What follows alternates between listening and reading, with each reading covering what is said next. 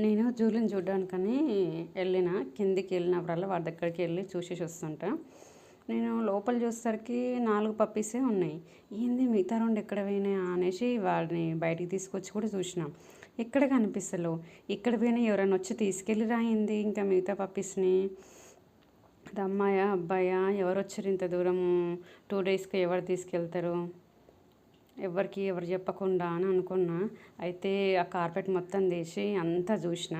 అయితే వెనకాల నుంచి హట్ వెనకాల నుంచి కింద పడిపోయినాయి అనమాట. మళ్ళీ పడిపోయి హాయిగా నిద్రపోతుంది. నేనేం టెన్షన్ పడుతున్నా ఎక్కడ పోయినాయి అబ్బా ఇవి అని. కార్పెట్ మొత్తం తీసేసి చూస్తే అప్పుడు కనిపించినాయి.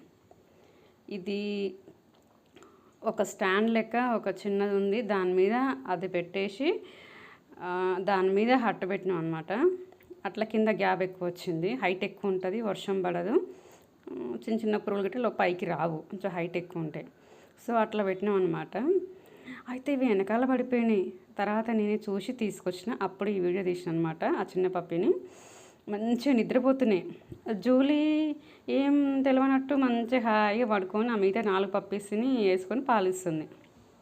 అన్నం తీసుకెళ్తే ఓన్లీ లెగ్ పీసెస్ మాత్రమే తినేసి లోపల పోయి పడుకుంది.